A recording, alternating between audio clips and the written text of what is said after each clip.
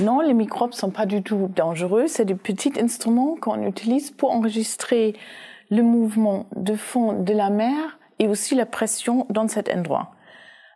Pour cela, ils sont équipés d'une pack de batterie pour être autonomes assez longtemps, jusqu'à 6 mois. L'électronique pour l'enregistrement des données, un hydrophone qui mesure la pression et un géophone qui mesure le mouvement de fond de l'eau. Pour les utiliser, on amène plusieurs sur un bateau, on les met à l'eau avec une leste qui va donc les tenir jusqu'au fond de la mer. On les laisse pendant plusieurs semaines. Et pour les récupérer, on va repasser sur la même position. On envoie un signal acoustique qui va être enregistré par le hydrophone.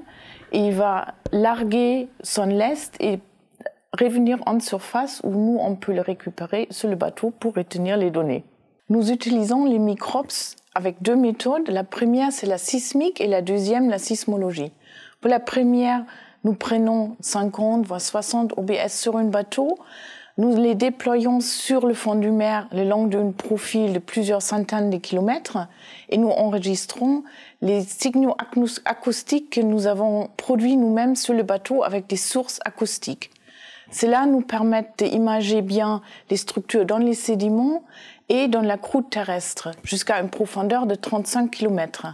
Nous pouvons enregistrer comme ça des signaux acoustiques à une distance de 120 km entre le bateau et l'instrument. La modélisation de ces données nous permet d'avoir des conclusions sur, par exemple, l'ouverture des océans et la production de la nouvelle croûte océanique. La deuxième méthode, c'est la sismologie, donc l'étude des séismes.